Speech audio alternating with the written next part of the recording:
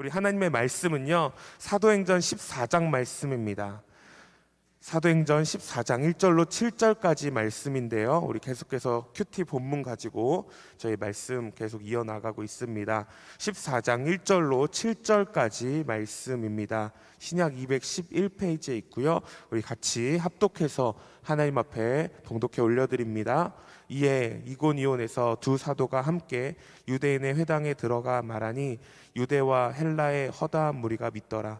그러나 순종하지 아니하는 유대인들이 이방인들의 마음을 선동하여 형제들에게 약감을 품게 하거늘 두 사도가 오래 있어 주를 힘입어 담대히 말하니 주께서 그들의 손으로 표적과 기사를 행하여 주사 자기 은혜의 말씀을 증언하시니 그 시내의 무리가 나누어 유대인을 따르는 자도 있고 두 사도를 따르는 자도 있는지라. 이방인과 유대인과 그 관리들이 두 사도를 모욕하며 돌로 치려고 달려드니 그들이 알고 도망하여 루가오니아의 두 성 루스드라와 더베와 그 근방으로 가서 거기서 복음을 전하니라. 아멘. 성도 여러분, 한 주간 평안하셨습니까? 3월 1일 월요일 새벽입니다. 어젯밤에는 선교팀 주최로 줌 미팅을 하였습니다. 저에게는 참으로 뜻깊고 너무나 귀하고 소중한 시간이었습니다. 늘 별과 같이 빛나는 교회와 성도님들이 계시다는 것이 저에게는 참 큰 힘이고, 또 그 사랑과 기도로 저희가 이곳에서 또한 복음을 전하는 자로 살아가고 있음을 늘 고백하고 감사드립니다. 뿐만 아니고 지금 이 순간에도 세계 방방곳곳에서 복음을 전하시는 모든 우리 선교사님들, 그 가정 사역이 우리 성도님들의 기도와 사랑으로 지금도 그 복음의 사역이 쉬지 않고 가고 있음을 또한 제가 고백하고 감사드립니다. 축복합니다. 기도하겠습니다. 하나님 아버지, 감사합니다. 이 시간도 우리가 주님의 존전에 나와서 하나님을 예배하며 또 기도하며 또 말씀 듣습니다. 주님, 부족한 종을 온전히 가려주시고 오직 성령께서 이 시간 말씀하시고 주님의 뜻을 우리에게 보이시며 우리가 그 성령을 힘입어 담대히 오늘 하루를 살아가는 저희 모두가 될 수 있게 해주시옵소서. 지금 이 순간도 세계 곳곳에서 복음을 전하시는 그 외로운 싸움들을 성령의 기쁨으로 감당하고 살아가시는 모든 선교사님들, 그분들의 가족과 그리고 또한 그 가정과 사역을 하나님께서 지켜주시고 이때에 오히려 우리가 주님을 더욱더 깊게 만나고 예배와 교회에 부흥이 일어나며 많은 영혼들이 주님께 돌아오는 역사들이 올 한 해 동안 아버지 넘쳐나는 그런 축복이 임하게 해주시옵소서. 그것을 위해서 기도하고 또 모든 힘을 다해서 함께 동역해 주시는 우리 사랑하는 성도님들 하나님께서 축복해 주시고 그 가정과 그 일터와 그리고 또한 그 자녀와 그 자녀의 자녀 세대까지 하나님께서 귀히 보시고 즐거워하시고 또 기뻐 쓰시는 마지막 시대의 별과 같이 빛나는 교회와 성도로 영원토록 비추도록 해주시옵소서. 그렇게 하시는 주님을 믿고 찬양하며 예수 그리스도의 이름으로 기도드립니다. 아멘. 사도행전 14장 1절에서 7절 말씀을 가지고 복음은 거친 돌들을 넘어 흐른다. 복음은 거친 돌들을 넘어 흐른다 라는 제목으로 함께 은혜 나누겠습니다. 13장과 14장이 1차 전도 여행입니다. 그 15장이 이제 예루살렘 공회가 있고요. 다시 2차 전도 여행을 출발하죠. 오늘 이 본문은 13장에서 이어지는 것인데 그 13장에는 그 비시디아 안디옥에 있었던 그 일이 기록이 되고 있습니다. 13장 초에 이렇게 두 사람이 성사로 파송이 되고 나서 구브로를 먼저 가는데, 사실 그 구브로가 그 바나바의 고향 출신지입니다. 오늘 성경 14장 1절에 두 사도 이렇게 되어 있죠. 영어 성경과 헬라 성경은 이렇게 폴과 바나바 이렇게 이름이 기록이 되어 있는데요. 여기서 사도는 두 번째 그 두 사도는 그 바울과 바나바를 여기서 지금 얘기하고 있습니다. 이 바나바는요, 이 구브로라고 하는 구브로 지역 출신의 그 레위인이죠. 우리가 사도행전 4장에서부터 등장하는 그 바나바의 출신을 보면요, 그렇기 때문에 아마도 우리 바나바는 그 예수님의 공생기간에 예루살렘 이 이스라엘 지역에 있지 않았을 것으로 생각이 듭니다. 그래서 주님과 직접 대면하거나 우리가 함께 주님의 말씀을 듣고 경험했던 어떤 그런 것들을 적었을 것입니다. 하지만 하나님께서 그를 참으로 사랑하셨고요. 또 그가 어느 순간에 예수님을 만났겠죠. 복음을 듣고. 그러면서 그가 그의 삶을 완전히 바꾼 사람입니다. 우리가 그걸 어떻게 알 수 있냐면 우리가 초대교회가 시작이 될 때 그가 가지고 있는 온 전 재산을 다 하나님께 드리게 되죠. 그리고 나서 그의 삶이 완전히 방향이 바뀌어서 복음을 전하는 자로 살아가게 되는 것을 볼 수 있습니다. 근데 이 바나바는요, 사실 저는 무엇보다 탁월한 것이 있는데, 이게 원래 이름이 요셉이잖아요. 근데 이제 권위자, 위로의 아들이란 뜻의 바나바라는 호칭이 사도들로부터 시작됐다고 성경에 기록하는데요.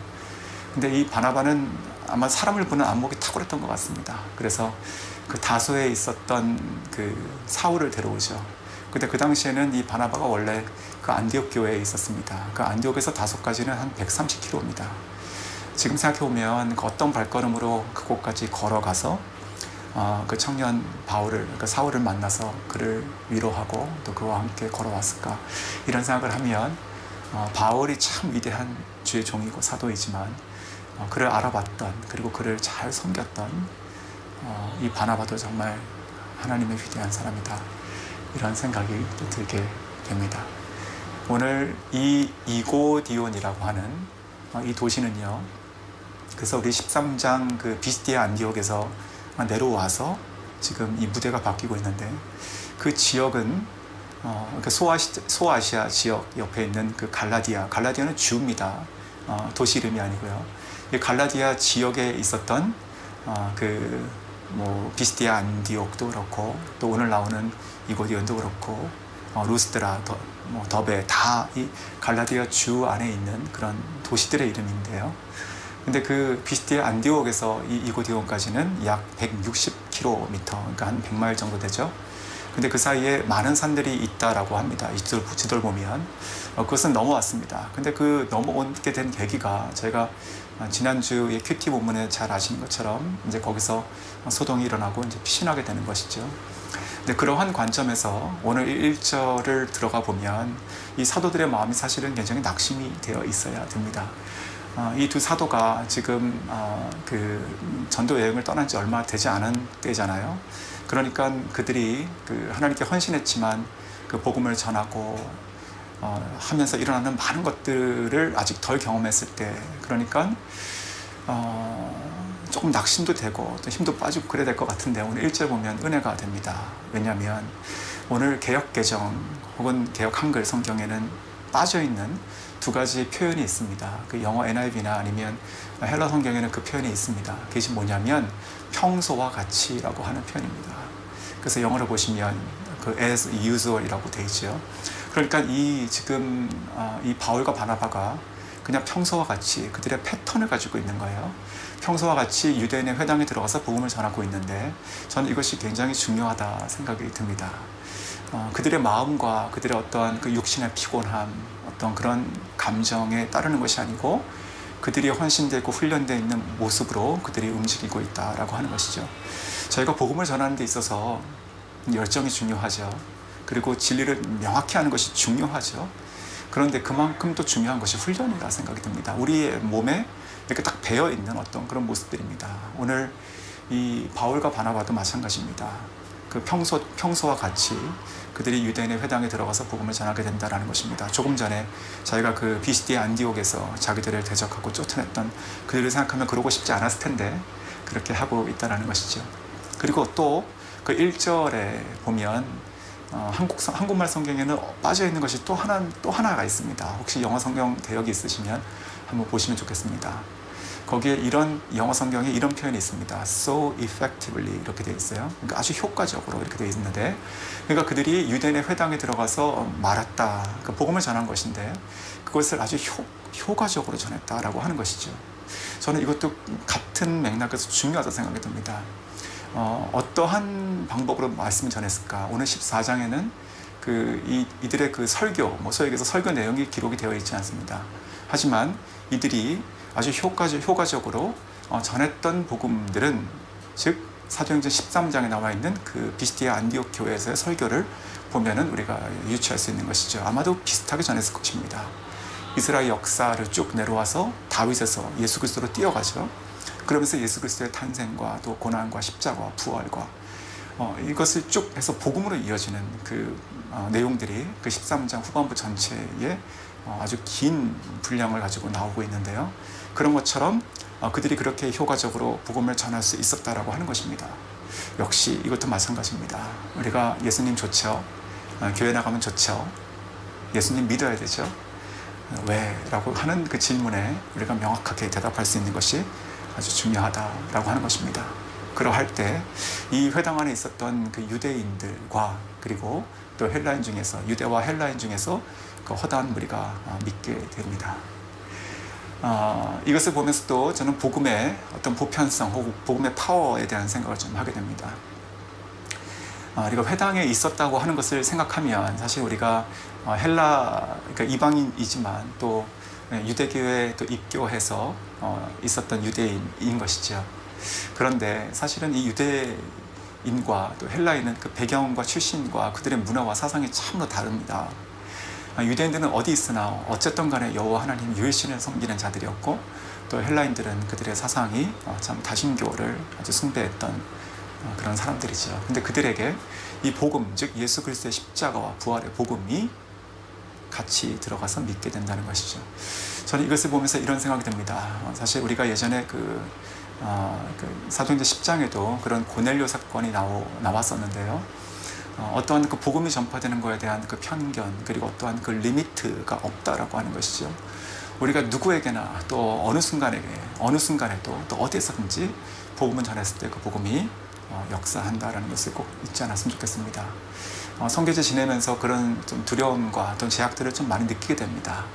내가 외국인이기 때문에 또 언어가 또 완전하지 않기 때문에 또 그들의 문화와 또 생활 습관들을 공유하지 못한 것이 너무나 많죠.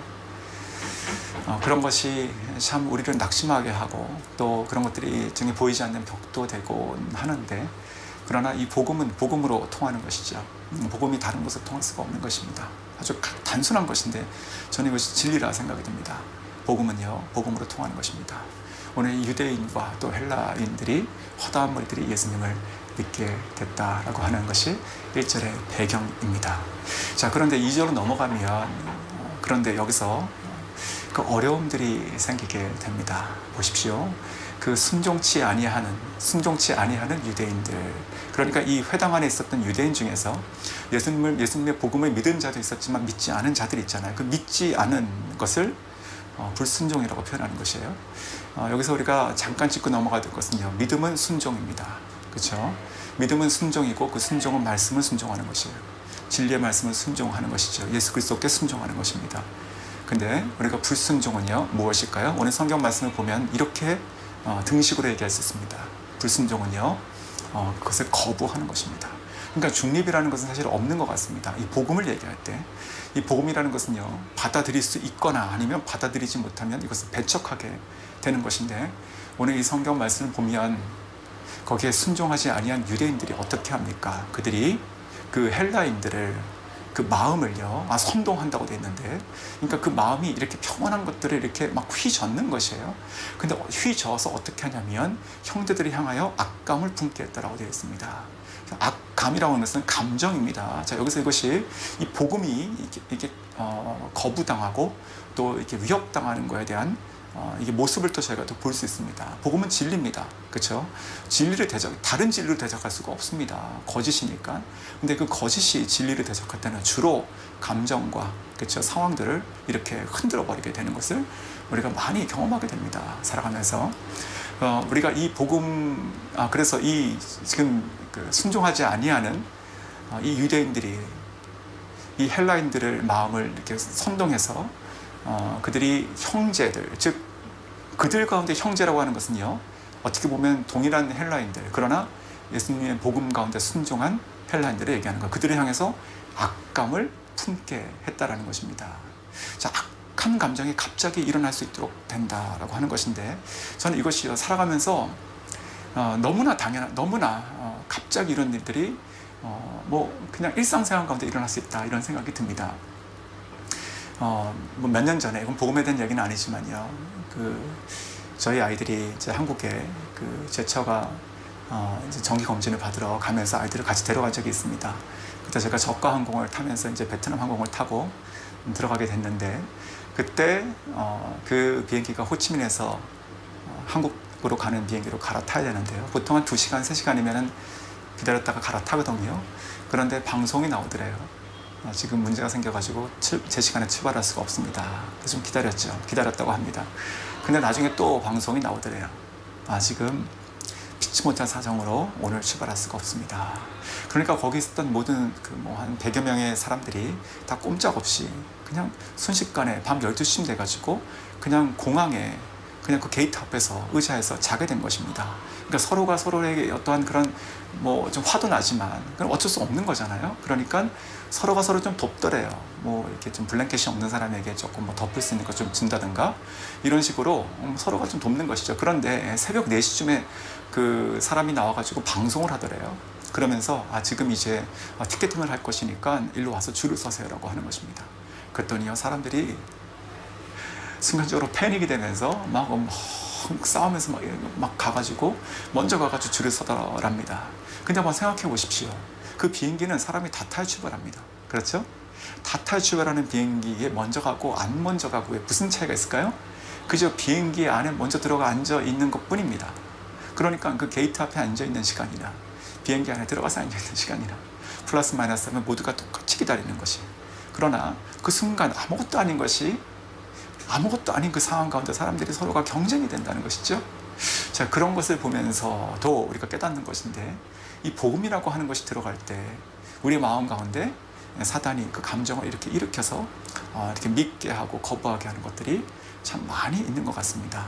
우리가 꼭 이런 사도행전을 보지 않더라도 우리가 가족 가운데 예수님을 믿게 된다든가, 직장에서 예수님을 믿는 것을 보여주게 된다든가, 누가 알게 된다든가, 그런 것들이 이야기하게 된다든가 했을 때 우리가 그런 것들을 많이 보게 되는 것이죠. 저희 이곳에 있는 캄보디아 청년 중에서도 한 명이 자기가 이제 직장 생활을 하는데요, 예수님 믿고 나서 술을 안 먹게 됐어요. 근데 술을 안 먹으니까 그 동료들이 그렇게 뭐라고 얘기하면 너 여자냐 이렇게 얘기하더래. 근데 그 말이 굉장히 마음을 이렇게 좀 어렵게 하는 것이죠. 그 남자는 술을 먹어야 된다는 것이죠. 근데 결국 그 형제가 술을 먹지 않았습니다. 그 얘기 들었지만, 근데 그런 참 잘했다 생각이 드는데, 어떤 그렇게 마음에 무슨 말을 해서 그런 것들이 우리 마음의 악감정을 잃게 하고 또 분리되게 하는 것들을 저희가 많이 보게 됩니다. 성도 여러분, 우리가 예수님 믿는다는 것, 그리스도인을 살아간다는 것에 대한 그 증거가 무엇이냐, 우리가 밖에 살고 있는가라고 하는 것은요, 우리의 삶이 아주 평탄한가라고 하는 것이 꼭 아닌 것 같습니다. 돌들이 있다는 것이죠. 그런 거친 돌들이 있음에도 불구하고 우리가 계속 그 강물이 흘러가는 듯이 우리가 계속 그 믿음 가운데 서 있는가, 이것이 중요하다 생각이 듭니다. 자, 그러면서 이 3절을 갖는 이제 바울과 바나바의 돌파가 나옵니다. 돌파. 이 한국 성경에는 또 빠져 있는 것이 하나 있는데, 영어 성경 보시면 그 앞에 so 이렇게 되어 있습니다. 그렇죠? 헬라 성경에도 접속사가 같은 게 들어가 있어요. 즉 무엇이냐? 그러므로, 이런 뜻인데, 그 2절이 원인이 되어서 3절이 나왔다는 뜻이에요. 즉 2절과 3절은 인과관계입니다. 그 2절에서 그들이 이제 거부하고 대적하기 시작하죠. 그러니까 3절에 어떻게 했다고 하는 것입니까? 그들이 오래 있었다고 되어 있습니다. 이 두 사도가 오래 있어서, 그리고 주를 의지해서 담대히 말하니, 이렇게 되어 있습니다. 오래 있다라고 하는 것이 저는 참 마음이 격려가 되었습니다. 떠나고 싶잖아요. 그리고 우리가 그런 마음 듭니다. 그래, 나는 복음 전했어. 믿지 않는 건 너의 탓이야. 어쩔 수 없지. 그렇게 할 수 있잖아요. 근데 그들은요, 이 바울과 바나바는 오래 있었습니다. 그것은 결단이거든요. 저는 이 말씀을 보면서 그런 생각이 듭니다. 우리가 복음을 전할 때, 그리고 우리를 통해 가지고 복음이 흘러갈 때, 우리가 어떠한 돌들을 만날 때, 어려움을 만날 때, 거부하는 자들을 직면할 때, 피하면 우리의 마음이 쉽습니다. 편안합니다. 그런데 피하지 아니하고 오래 있으면 돌파할 수 있습니다. 돌파하게 된다는 것이죠. 자, 주를 의지했다라고 되어 있죠. 주를 의지한다는 것은요, 저는 이렇게 생각이 듭니다. 지금 이제 뒤에 벽이 있잖아요. 이 벽이 예수님이라고 생각해 보면 제가 이 벽 뒤로 쫙 가서 붙어버리면 누군가 저를 밀어가지고 제가 넘어질 수 있을까요? 없게 되는 것이죠. 이 벽은 절대로 무너지는 벽이 아니고 저는 이 벽에 그대로 기대 있는 것입니다. 그러면 저는 절대로 넘어질 수가 없는 것이죠. 제가 강해서가 아니라 제가 의지하고 있는 이 벽이 견고하고 영원히 서 있는 것이니까 그런 것이죠. 우리가 주님을 의지한다는 것은요, 강하신 주님께 우리가 그렇게 붙어 있는 것입니다. 우리가 연약하지만 우리가 강하신, 절대로 무너지지 아니하시는 그 견고한 진 되시고 또 성벽 되시고 방패 되신 우리 하나님께 붙어 있는 것이죠. 그러할 때 어떤 일이 일어나는가? 담대해진다는 것입니다. 저는 이 담대하다는 것은요, 마치 빛과 어둠과의 관계하고 비슷하다고 생각이 듭니다. 이 빛이라고 하는 것은 어두울 때 빛이 드러나잖아요. 이 담대하다는 것은요, 꼭 두려운 상황 가운데 담대함이 나올 수 있습니다. 그러니까 우리가 크리스찬으로서 담대하기를 원하죠. 담대해야 하죠. 그러나 동시에 우리는 우리 삶 가운데 어려움과 근심과 걱정이 없기를 바라고, 있으면 그것이 참 하나님의 은혜가 축복이 아닌 것처럼 여기고 불평하고 한다라고 하면 사실 이것이 맞지가 않는 얘기겠죠. 이 담대라고 하는 것은요, 반드시 두려운 상황 가운데 나올 수 있는 것입니다. 성경은요, 우리에게 담대하라고 계속 지속적으로 말씀하시죠. 담대하라.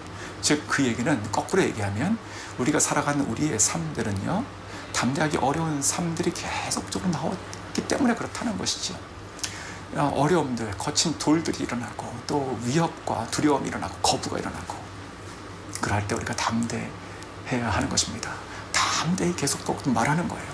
거친 돌이 있음에도 불구하고 마치 흐르는 물줄기가 끊어지지 않고 계속 부딪히며 그것은 넘어가는 모양처럼 보입니다.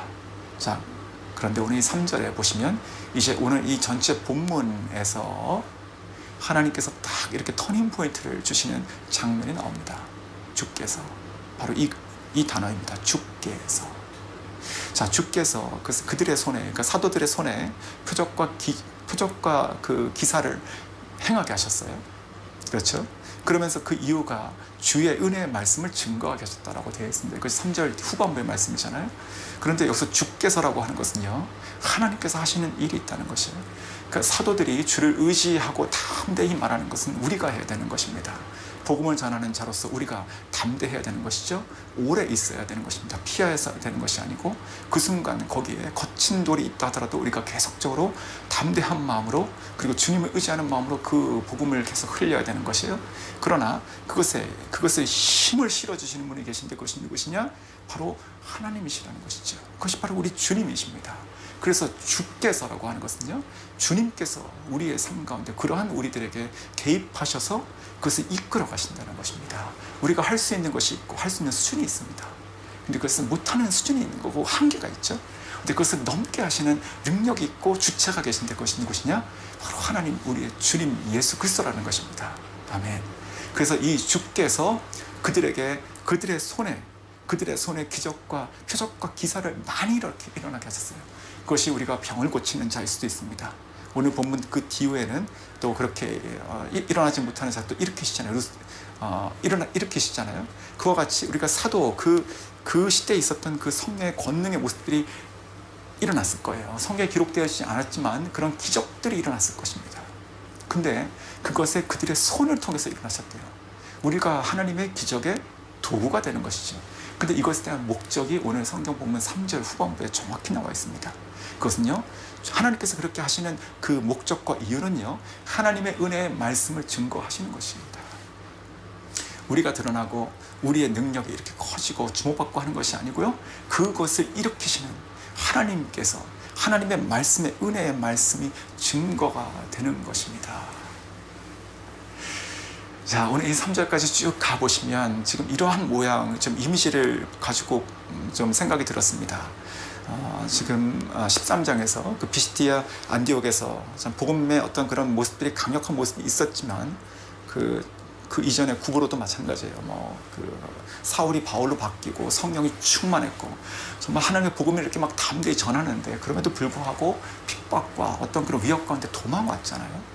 그래서 쭉 여기까지 내려왔단 말이에요. 한 160km를 이렇게 쫙 내려왔어요. 얼마나 마음이 힘들었을까. 그럼에도 불구하고 그들은 평소에 하던 대로 또 들어가서 복음을 전했습니다. 그러했을 때 그것이 믿는 자들이 막 허다한 무리가 일어나요. 그러니까 얼마나 또 격려가 됐습니까? 아, 그렇구나, 흘러가는구나. 그런데 그 순종하지 않은 자들이 돌이 되어서 다른 사람들을 이렇게 막 이렇게 휘저으면서 악감을 품게 하면서 이렇게 대적하는 것입니다. 거부하는 것이에요. 그래서 순종과 불순종이 막 부딪히죠. 그러면서 이것이 힘들어져요. 그러니까 이 사도들은요, 주님을 의지하며 담대히 오래 있으면서 또 복음을 전하는데 하나님께서 딱 하나님의 은혜와 기적의 손을 얹혀주시면서 그들을 통해 가지고 표적과 기사가 막 일어나게 해요. 그러니까 다시 또 이 복음의 이 강줄기가, 이 물줄기가 확 커지는 것 같죠. 자, 그러면 여기서 끝난다고 하면 참 좋겠습니다. 결국 하나님께서 우리를 붙드시고 하나님 능력 가운데 복음이 흥황하고 온 성내가 다 주님을 믿고 하나님께 돌아오더라, 이렇게 됐으면 좋겠습니다. 그런데 4절과 5절 보시면요, 그들의 이 거부하는 이 세력들은요, 더 악화됩니다. 더 거세져요. 보십시오. 4절 보시면 이제 이 성내 무리가 두 패로 나뉘어져 버려요. 이 두 사도를 따르는 무리가 있고 이 유대인들을 따르는 무리가 있는 거예요. 믿지 않는 유대인들을 따르는 무리가 있는 거예요. 이전까지는, 지금 2절에서는요, 그저 우리가 보면 이 회당이라고 하는 뭐 10명 남짓이잖아요. 회당의 모임이라는 것은요, 회당에서 믿는 자와 믿지 않는 자들이 이렇게 갈렸어요. 그러니까 뭐 해볼만 해요. 그런데 거기서 오래 있으면서, 이것이 기간은 우리가 잘 몰라요. 그런데 이것이 점점점 하나님의 능력과 기사도 일어나지만 이 반대편도 더 일어나는 거예요. 이 돌들도 더 쌓이는, 거칠어지고 하면서 이제는 4절 보니까 그 성내가 두 패로 갈라지면서 큰 싸움이 되는 것입니다. 그러면서 5절 보시면 결정적으로요, 이 유대인이 이방인, 헬라인과 더불어서 누구랑 또 붙습니까? 관리들과 붙습니다. 그러니까 그 도시를 관장하고 있는, 추방할 수 있는 관리들이 붙어버리는 거예요. 나아가서 오늘 5절 보시면 이들이 이 두 사도를 모욕하고 또 개역한문에는 능욕하고 그리고 돌로 쳐 죽이려 했다라고 되어 있습니다. 그래서 이제 6절과 7절 보시면 도망가게 되는데, 이 도망이 도망이었을까요? 성도 여러분, 이 6절과 7절이 어쩌면 가장 중요한 하나님의 말씀이 될 것 같습니다. 자, 6절 보시면, 그래서 이 두 사도가요, 이 두 사람이 그것을 알았대요. 근데 어떻게 알았을까? 어떻게 그들이 알았을까? 저는 이것이 하나님께서 피할 구멍을 주신다라고 생각이 듭니다. 그러니까 뭔가 저희가 눈앞에서 돌을 들고 막 죽이려고 했다고 이 5절과 6절을 딱 붙여가지고 생각하면 알았다고 하는 것이 뭐 알고 말고가 없는 거잖아요. 그러니까 이 알았다고 하는 것은요, 비밀스러운 계획이 있다라고 저는 생각이 들어요. 그러니까 돌로 쳐 죽이려고 하는 것, 어떤 괴략들, 뭐 밤에 기다린다든가 아니면 급습한다든가 뭐 어떤 그 괴략이 있는 거예요. 그런 것들을 알게 하신 거예요. 누가요? 하나님께서. 우리가 살아가면서 그런 때가 있습니다. 사방이 다 막혀 있는 것 같이 보이는 때가 있습니다. 그리고 정말 뭐 사면 초가처럼 정말 그냥 벽이 없는 방 안에 갇혀 있는 것 같은 느낄 때가 있을 수 있습니다. 그런데요, 저는 이 말씀 보면서 이런 생각이 듭니다. 벽이 없는 방에 갇혀 있다 하더라도 하나님께서 도우시면 그 벽을 열고 나가버린다는 것이죠. 사실 이러한 이미지는 우리가 복음서에 있는 예수님에게서 더 아주 명확하게 나오는데, 예수님께서 천국 복음을 전하니까 막 사람들이 그를 죽이려고 하고 애워싸잖아요. 근데 성경에 뭐라고 표현되냐면 그들 사이로 지나가신다. 불가능한 얘기입니다. 그렇죠? 예수님이 갑자기 뭐 스피릿이 돼가지고 육신이 없어져가지고 이렇게 영으로 통과됐다는 뜻입니까? 아닐 거 아닙니까? 그런데 그와 같이 표현한다는 것이죠. 도저히 나갈 수 없는, 도저히 정말 이게 애워싸고 우겨싸가지고 완전히 꼼짝할 수 없는 그 상황에도 하나님께서 문을 여셔가지고 나가게 된다는 것입니다. 그 캄보디아 청년 중에 한 사람이 오토바이 타면서 이런 간증을 예전에 한 적이 있어요. 제가 오토바이를 타고 가는데, 이제 집에 가는데, 갑자기 차가 옆에서 이렇게 오더래요. 오토바이하고 차하고 부딪히면 뭐 100% 오토바이가 그냥 날아가는 거. 그래서 그걸 이렇게 꺾었대요. 근데 꺾었는데 순간적으로 꺾은 거죠. 아주 놀래가지고. 근데 그 맞은편에 오던 오토바이가 바로 코앞에 있었대요. 그래가지고 정말 부딪히는구나 라고 생각을 했는데, 놀라운 일이 뭐였냐면 마치 누군가 자기의 핸들을 잡고 꺾어주는 것처럼 방향이 틀어지더라, 이렇게 얘기하면서 자기는 그 순간 하나님께서 나를 살리셨다고 자기는 믿습니다라고 하는 게 간증을 나눈 적이 있습니다. 오늘 이 성경 말씀도 그런 것 같습니다. 이 두 사람이 그것을 알았다라고 하는 것이 그냥 뭐 알고 깨닫고 나갔거나 할 것이 아니고요, 하나님께서 길을 열어주시는 것이죠. 우리의 살아가는 모든 면면들이 다 하나님의 열어주시는 인도하시는 길을 따라가는 거라 생각이 듭니다.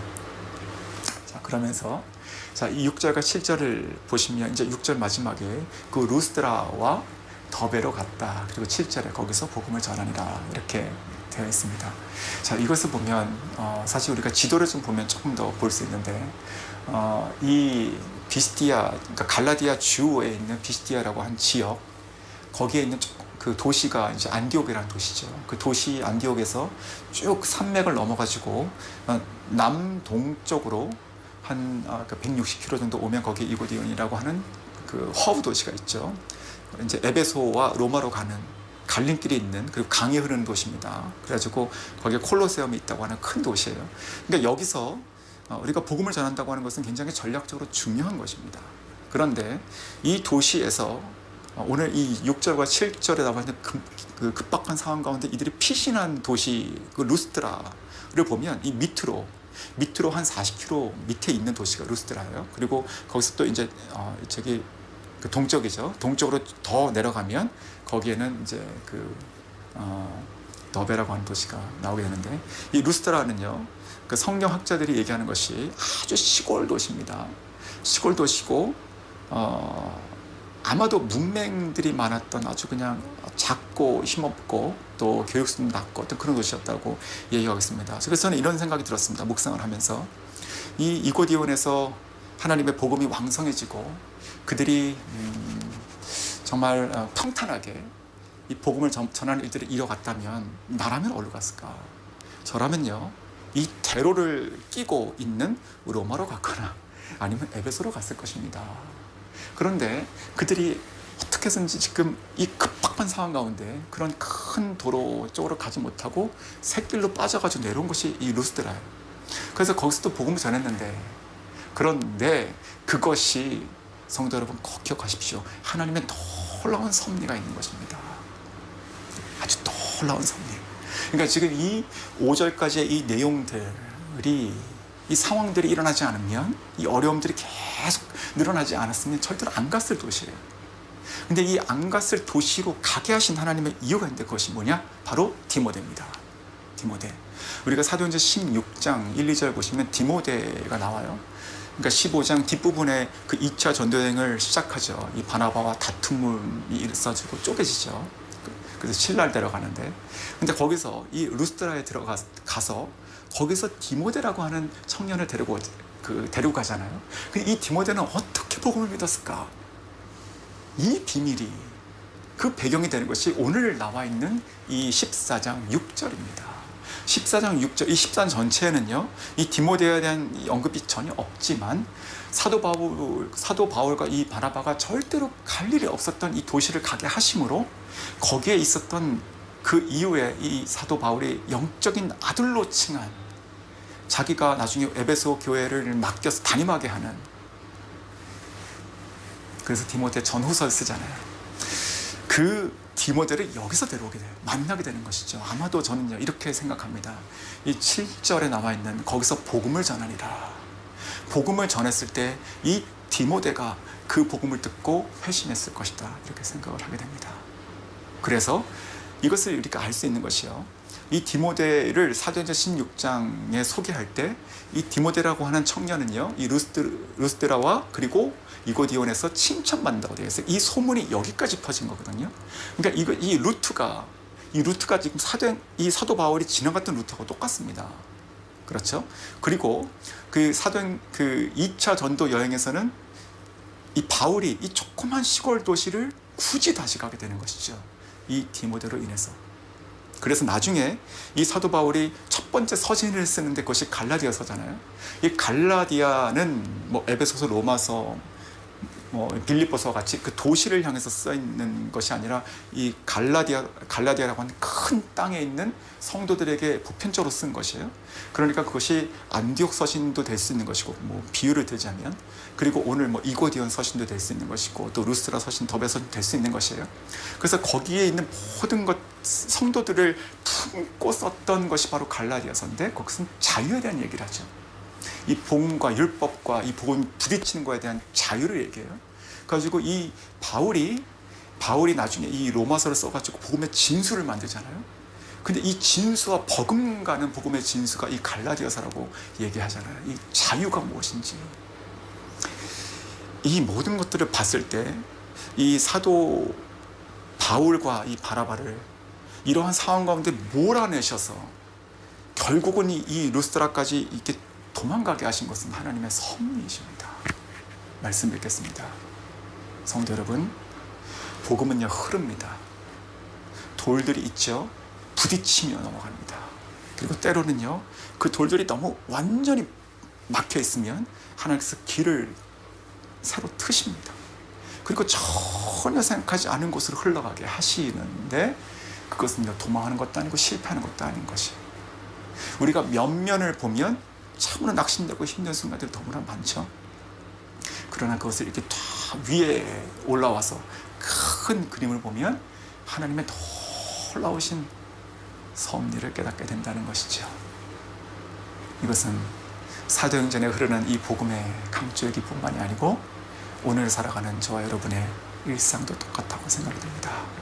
그러니 우리가 정말로 진정으로 그리스도를 믿고 그분을 의지하고 살아간다면 저는 그 어느 순간도 낙심과 좌절이라는 것은 절대로 할 수가 없는 것입니다. 하나님께서 인도하십니다. 오늘 하루 그리고 이번 한 주간도 그 하나님의 인도하심을 바라며 감사하며 사모하며 한 걸음 한 걸음 쫓아가시길 원합니다.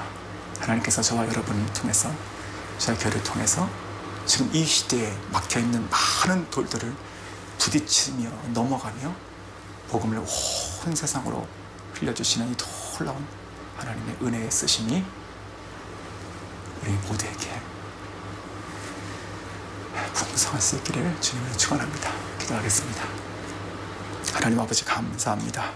복음은 거친 돌들을 넘어서 흐릅니다. 아버지, 우리가 살아가는 이 시대가 복음을 환영하기도 하고 복음을 대적하기도 합니다. 내가 살아가는 가정에서, 일하는 일터에서 나의 이웃들이, 그리고 이 시대가 복음을 환영하기도 복음을 대적하기도 합니다. 아버지, 우리가 그러할수록 더욱더 주님을 의지하고 담대하게 해주시옵소서. 그리고 우리의 습관대로, 평소 하던 대로, 진리대로, 훈련받은 대로 말씀을 의지하고 살아가게 해주시옵소서. 그러할 때 하나님의 은혜의 손이 다 우리를 덮으시고 부족하고 연약한 우리들을 주님의 기적과 표적의 도구로 삼으사 하나님의 놀랍고 아름다운 은혜의 말씀을 증거하게 하십니다. 그리고 때로는 정말로 모든 것이 막히고 도망가듯 피하는 그 순간도 하나님의 놀라운 섭리 가운데 우리의 인생 면면을 인도해 주시고 계시니 저는 감사합니다. 주님, 이 시간도 온 세상에서, 세계에서 복음을 전하시고 또 스트러글 하고 계신 많은 선교사님과 그 가정과 사역을 주님께서 축복해 주시고 그 거친 돌들을 넘어갈 수 있는 믿음과 담대함과 하나님의 은혜를 부어주시옵소서. 이것을 함께 동역하고 있는 우리 모든 성도들의 삶과 가정을 그와 같이 하나님의 은혜의 손길로 붙들어 주시고 오늘 하루하루와 모든 우리의 인생의 순간순간들이 주님의 이끄시는 대로, 주님의 손에 붙들린 대로 살아가고 하나님의 놀라우신 복음과 생명을 흘리는데 저희 모두가 아름답고 귀하고 찬란스럽고 빛나게 쓰이는 저희 모두가 되게 해주시옵소서. 감사드리고 예수님의 이름으로 기도드립니다. 아멘.